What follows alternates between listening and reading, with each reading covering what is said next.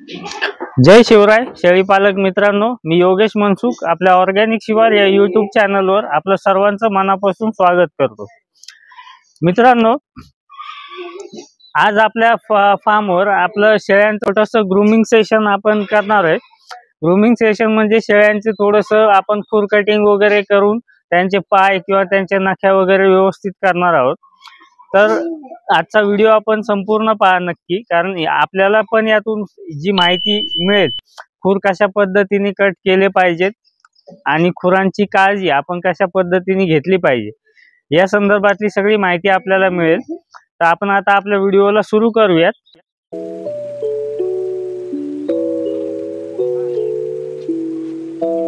ते खुर कटिंग करण्यासाठी आपण एक हे छोटा कटर आणि एक मोठा असे दोन कटर आपण यूज करत असतो नेहमी।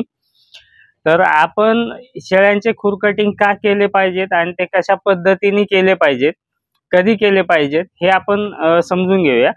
मित्रांनो, आता पावसाळ्याचा सीझन चालू आहे आणि पावसाळ्यामध्ये शेळ्या ज्या वेळेला बाहेर फिरत असतात, म्हणजे मुक्त संचारमध्ये जरी शेळ्या बाहेर चरत असतील किंवा बंदिस्त मधल्या शेळ्या ज्या वेळेला कंपाऊंड मध्ये वगैरे आपल्या फिरत असतात, तर ओलावा जास्त असल्यामुळे काय होतं की शेळ्यांच्या खुरांमध्ये घाण जमा होत असते, कचरा जमा होत असतो आणि त्यातून जंतू तयार होत असतात, इन्फेक्शन होऊ शकतं। आणि इन्फेक्शन झालं की शेळ्या लंगडतात, पायांना सूज वगैरे येते शेळ्यांच्या। तर त्यामुळे आपण एक वर्षातून 2 वेळा, पावसाळ्यात आणि एक थंडीच्या सीझन संपतो त्यावेळेला, अशा वेळेला किंवा कधी वर्षातून 2 वेळेला तरी आपण शेळ्यांचं खुर कटिंग व्यवस्थितपणे केलं पाहिजे। खुर कटिंग केल्याचा एक महत्त्वाचा फायदा काय होतो की शेळ्यांना चालता व्यवस्थित येतं, त्यांचं वजन त्यांना पायावर व्यवस्थित वजन घेता येतं आणि शेळ्या चालतात व्यवस्थित, पाय त्यांचे क्रॉस किंवा वाकडे पडत नाही। आणि शेळ्या खुर कटिंग केल्यामुळे शेळ्यांना पायांवर वजन जास्त वेळ घेता येत असेल, बॅलन्स करता येत असेल त्यांना वजन, तर शेळ्या चारा व्यवस्थित खातात गव्हाणीमध्ये, जास्त वेळ त्या उभ्या राहू शकतात पायांवर। खुरांमुळे जर पायांमुळे शेळ्या जास्त उभ्या राहू शकत नसतील तर शेळ्या चारा खात नाहीत व्यवस्थित आणि त्यामुळे शेळ्यांचं पोट भरत नाही, वजन वाढ चांगली होत नाही। हा एक त्यामुळे आपल्याला तोटा होऊ शकतो खुर वाढल्याचा। त्यामुळे खुर कटिंग हे नेहमी करत जा शेळ्यांचे। आणि आपण खुर कटिंग कशा पद्धतीने करतो हे आपण पाहूया। आता हे 2 कटर आपण जे वापरतो ते आपण गरज लागेल तसं छोटं किंवा मोठं कटर आहे ते आपण वापरत असतो। शक्यतो छोट्या कार्डांसाठी छोटंच कटर आपण वापरतो आणि कर्ड थोडी मोठी असतील किंवा मोठ्या शेळ्या असतील तर आपण त्यांना मोठ्या कटरने त्यांची खुर कट करत असतो। तर खुर कट करताना आपल्याला काय काळजी घ्यायची आणि खुर कशा पद्धतीने कोणत्या लेवल पर्यंत आपण कट करू शकतो ते आपण पाहूया। आपण पाहू शकतो खुरांचे हे जे कव्हर आहेत हे अशा पद्धतीने फोल्ड होत असतात शेळ्यांचे। हे काही जास्त वाढलेले नाहीयेत खुर, पण तरी प्रिकॉशन म्हणून आपण थोडे थोडे कट करतोय ते, कारण जशा शेळ्या किंवा आपले कर्ड मोठी होत असतात तशी त्यांची खुरांची वाढ होत असते आणि ती वाढ व्यवस्थित झाली तर शेळ्यांचे पाय सरळ पडत असतात, नाही तर पाय वाकडे पडतात। त्यामुळे शेळ्यांना वजन पायावर घेताना खूप त्रास होतो, चालताना त्रास होतो। मुक्त संचारमध्ये शेळ्यांची शक्यतो खुर वाढत नाहीत, कारण ते शेळ्या बाहेर फिरत असतात, त्यामुळे त्यांच्या खुरांची झीज होत असते। परंतु बंदिस्त शेळीपालनमध्ये खुरांची वाढ होत असते शेळ्यांच्या आणि ते खुर जास्त वाढले की त्रासदायक होण्यापेक्षा ते आपण वेळच्या वेळी कट करणं गरजेचं असतं। अशा पद्धतीने आपण खुर कटिंग करायचे। जिथे मांसल भाग दिसतो किंवा लालसर भाग दिसतो तिथे आत रक्त असतं, त्यामुळे तो भागापर्यंत आपण जायचं नाही, त्याच्या वरच्यावरच आपण कटिंग करायची व्यवस्थित। आणि कटिंग केल्यानंतर दोन्ही खुरांची एक लेवल राहील अशा पद्धतीने आपण खुर कट करायचे, जेणेकरून शेळ्यांचे पाय वाकडे पडणार नाहीत, पाय हे नेहमी सरळच पडतील। आणि खुर कट करताना एक काळजी अजून एक घ्यायची आपण की हे जे खुरांमध्ये घाण जमा होत असते ही साफ करायची। त्यानंतर आपल्याला त्यात जर काही इन्फेक्शन झालेलं असेल, जंतू वगैरे असतील तर ते दिसतात, मग आपल्याला ते जंतू वगैरे असतील तर पोटॅशियम परमॅंगनेटने किंवा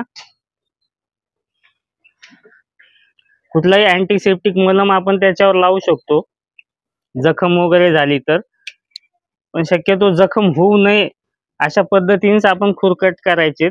जरी थोडीशी जखम झाली, चुकून शेळीने पाय हलवला किंवा आपल्याकडून जरी चूक झाली थोडी, तरी देखील याला कुठलाही मलम लावला किंवा हळद वगैरे लावली तरी रक्त थोड्या वेळात थांबतं ते, खुर कटिंग करत असताना एक काळजी घ्या मित्रांनो, शेळ्या हालचाल खूप करत असतात, त्यामुळं घाई करू नका. जितकं शक्य होईल तितकं शांततेने हे काम खुर कटिंगचं करा, कारण शेळ्या जितक्या हालचाल करतात त्यातून त्यांना लागण्याची, जखम होण्याची शक्यता जास्त असते. त्यामुळे थोडा वेळ लागला तरी हरकत नाही, पण घाई करून खुर कटिंग करू नका. मित्रांनो, तुम्ही तुमच्या शेळ्यांचं खुर कटिंग कशा पद्धतीने करता, खुर कट करायला कोणत्या प्रकारचे कटर तुम्ही वापरता, ते पण खूप महत्त्वाचं आहे. त्यामुळे कटर वापरताना काळजी व्यवस्थित घ्या, कटर चांगल्या क्वालिटीचे वापरा. मित्रांनो, आपण जी आपली प्रशिक्षण कार्यशाळा शेळी पालनाची घेत असतो, त्या कार्यशाळेत देखील या गोष्टी आपण प्रॅक्टिकली व्यवस्थित शिकवत असतो. शेळी पालकांना कशा पद्धतीने खुर कट केले पाहिजेत, तर जखम होईल अशा पद्धतीने खुर कटिंग करू नका.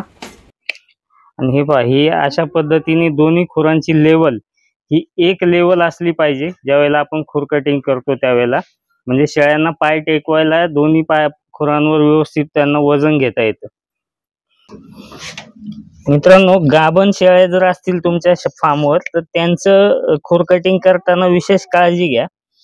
शेळी खाली पडणार नाही जोरात याची काळजी घ्या, कारण ज्यावेळेला आपण खुर कटिंग करत असतो शेळ्या हालचाल खूप करत असतात.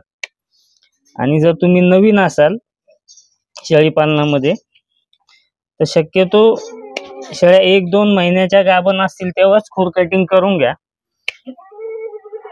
नाहीतर मग शेळ्यांची तुमच्या डिलिव्हरी झाल्यानंतर तुम्ही खुर कटिंग करा, तोपर्यंत खुर कटिंग करायला जाऊ नका. आपल्या शेडवर जी प्रशिक्षण कार्यशाळा होत असते त्याची नोंदणी प्रक्रिया सुरू आहे. ज्या कोणा शेळी पालकांना किंवा जे नवीन असतील शेळी पालन व्यवसायामध्ये, त्यांना या कार्यशाळेसाठी यायचं असेल सगळ्या गोष्टी शिकण्यासाठी, त्याच्यामध्ये आपण लसीकरण, चारा नियोजन, डिवर्मिंग, शेडकची रचना, या सगळ्या गोष्टी असतील, शेळ्यांची निवड, शेळ्यांचं आणि कार्डांचं संगोपन आणि विक्री व्यवस्था, या सर्व गोष्टी आपण त्याच्यामध्ये कार्यशाळेमध्ये डिटेलमध्ये आपण शिकवत असतो. मेडिसिन असेल, औषधोपचार, आजार, या सगळ्या गोष्टी आपण प्रॅक्टिकली शेळी पालकांना त्याच्यामध्ये दाखवत असतो. इंजेक्शन देणं असेल, औषधं पाजणं, कशा पद्धतीने या गोष्टी करायच्यात, हे सर्व आपल्या कार्यशाळेमध्ये शिकवलं जातं. त्यामुळे आपण जर येण्यासाठी इच्छुक असाल तर कृपया नोंदणी करून घ्या, कारण पूर्व नोंदणी केल्याशिवाय आपण कार्यशाळेमध्ये प्रवेश देत नाही. आणि त्यासंबंधी जी कार्यशाळेची तारीख आहे ती आपल्या चॅनलच्या माध्यमातून आपण व्हिडिओद्वारे लवकरात लवकर आपण ती जाहीर करणार आहोत. त्यामुळे पुढील व्हिडिओ जे येतील ते व्हिडिओ नक्की पहा, त्यामध्ये आपली कार्यशाळेची तारीख आपण सांगणार आहोत. आणि विशेष करून गाभण शेळ्यांची तुम्ही जेव्हा खुर कटिंग कराल त्यावेळेला काळजी व्यवस्थित घ्या. एका लिमिट पेक्षा जास्त कटिंग करू नका. शेळ्यांची डिलिव्हरी झाल्यानंतर तुम्ही कटिंग केली खुर कटिंग तरी चालेल, पण शेळ्यांना त्रास होईल अशा पद्धतीने खुर कटिंग करू नका.